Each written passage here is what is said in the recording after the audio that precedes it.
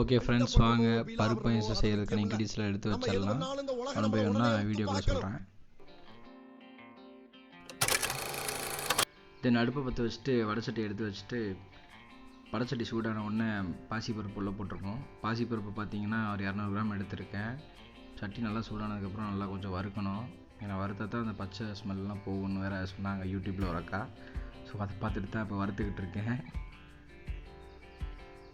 பருப்பு நல்லா ஃப்ரை ஆனதும் அப்படியே அடுப்பு கொஞ்சம் சிம்மில் வச்சு கொஞ்சம் அங்கிட்டு கொஞ்சம் பெரட்டணும். ஸோ பருப்பு வறுத்துக்கிட்டே வேர்க்குது, ஃபேனை போடு அப்படின்னு வீட்டில் சொன்னேன். வீட்டில் கிச்சனில் ஃபேன் இல்லை, கம்மனு வறுக்கிற வேலையை பரப்புனாங்க. சரி ஓகே சோசான்ட்டு நானும் பருப்பு வேணுங்களுக்கு வறுத்து எடுத்து ஒரு பாத்திரத்தில் வச்சாச்சு. அதுக்கப்புறமா பார்த்தீங்கன்னா பருப்பை வந்து வேக வைக்கணும். ஸோ அதனால் குக்கர் அடுப்பில் வச்சுட்டு பருப்பு வந்து 2 டம்ளர் எடுத்திருந்தேன். ஸோ தண்ணி வந்து 4 டம்ளர் தண்ணி ஊற்றி பருப்பு உள்ளே போட்டு வேக வைக்க ரெடி பண்ணியாச்சு. ஸோ ஃபேமிலி செஞ்சு அதெல்லாம் பண்ணோம், கொஞ்சம் ஃபன்னாக தான் போயிட்டு இருந்துச்சு.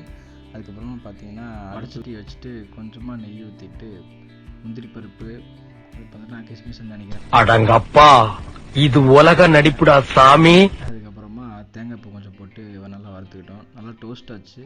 டோஸ்ட் ஆனதுக்கப்புறம் நைஸ் ஸ்மெல் நல்லா இருந்துச்சு. நல்லா டோஸ்ட் பண்ணிக்கிட்டோம். பார்த்தீங்கன்னா எங்களோட பாப்பு குட்டி ரொம்ப எக்ஸைட்மெண்ட்டோடு இருந்தாங்க. பருப்பு பாயாசம் போட்டு எப்படி வரப்போதோ அப்படின்ட்டு. பருப்பு நல்லா வெந்துடுச்சு. ஸோ அதுக்கப்புறமா நாட்டு சக்கரை வந்துட்டு ஒரு 250 கிராம்ஸ் எடுத்துருக்கோம்.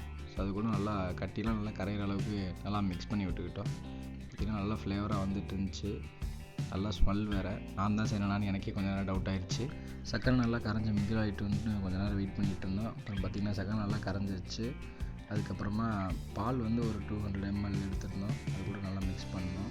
ஸோ பால் பாயாசம் இல்லையா, அதனால் கொஞ்சம் பால் ஊற்றி. இது பாசிப்பருப்பு பாயாசம். ஓ மை காட், சாரி, இது பாசிப்பருப்பு பால் பாயாசம். அப்புறமா வறுத்து வச்சுருந்த திங்ஸ் எல்லாத்தையுமே உள்ளே போட்டாச்சு. வாங்க ஃபைனல் அவுட்புட் எப்படி இருக்குன்னு நம்ம ஒய்ஃப்கிட்ட கேட்போம்.